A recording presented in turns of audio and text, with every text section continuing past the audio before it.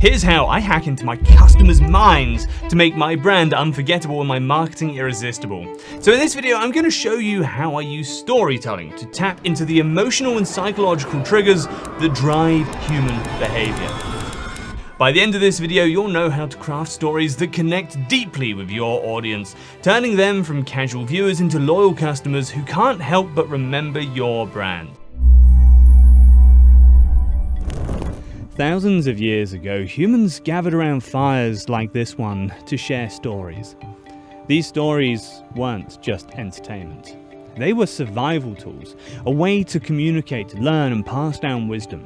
In the same way, storytelling today can be the key to your business thriving in a crowded marketplace. Let's dive into how you can use the same power that shaped civilizations to shape your brand.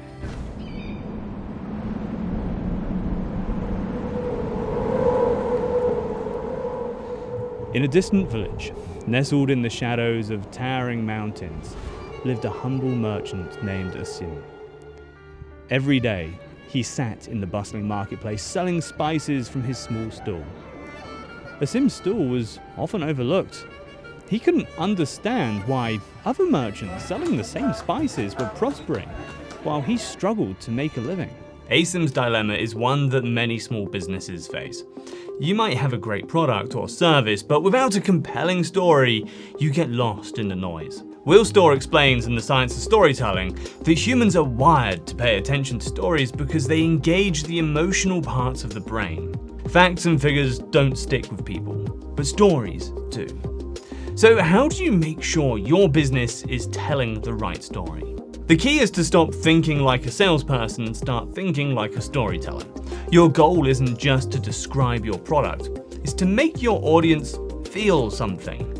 That's what draws people in and keeps them coming back. One evening, after another disappointing day at the market, Asim sat by the fire with his mentor, Barak. He asked, "Why do the wealthiest merchants attract so many customers, while I struggle so much?" Barak smiled, and he replied, "They're not just selling spices, Asim. They're selling stories." Confused, Asim listened as Barak explained the secret that would change his life.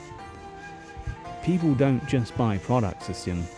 They buy emotions, the experiences, and the journeys behind those products. Barak's advice reflects one of the oldest storytelling structures, the hero's journey. Every great story, from ancient myths all the way to modern movies, follows this exact formula. And it works because it mirrors the way we experience life.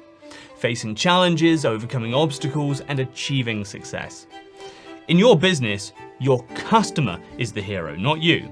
They have a problem that needs solving, and your product or service is the tool they need to overcome that problem. When you frame your marketing as a journey, where your customer is the hero and your brand is the guide, you create a story that sticks with them long after they've seen your ad or visited your site. The next day, Asim returned to the marketplace with a new strategy. He didn't just tell people the price of his saffron or the quality of his cinnamon. Instead, he told them stories of distant lands where the spices were grown, of caravans that traveled through deserts and over mountains to bring them to the village. But more than that, Asim told stories of grand feasts where his spices were used. "Imagine this," he said to his customers. "Your table set for a grand meal, your guests eager and hungry to take their first bite, and are blown away by flavors that they've never tasted before. The rich scent of cinnamon hangs in the air, the warmth of the saffron melts on their tongues, and they look at you in awe. They'll remember you and that feast for the rest of their lives, and you'll be the one that made it."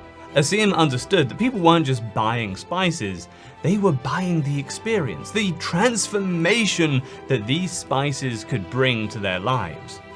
He stopped focusing on details and prices and instead told stories that made his customers the heroes. This is the secret to effective storytelling in business. It's not about what you sell, it's about the emotions and the experiences your customers will have when they use your product.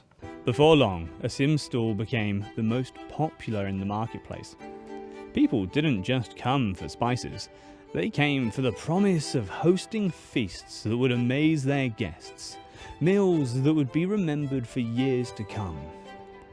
By telling stories of far-off lands and extraordinary dinners, Asim turned a simple product into something far more valuable.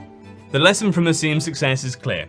Your customers want to feel like the hero. By positioning your product or service as the key to their success, you create a powerful connection that goes beyond just selling. You're offering them a transformation, and that's what makes your brand memorable. Now, if you've enjoyed this video, you're probably someone who values practical, no-nonsense tips that actually work. So here's the next step. Check out my video on ChatGPT hacks that actually work. If you're serious about boosting productivity and mastering the tools of the future, it's going to save you a ton of time. Time that you can spend on storytelling to grow your business. And speaking of saving time, well, you're already here, so why not make sure you don't miss any other content like this and hit that subscribe button. And while you're at it, go ahead and like the video if you found any value in Asim's story. After all, who doesn't want more stories that can transform their business?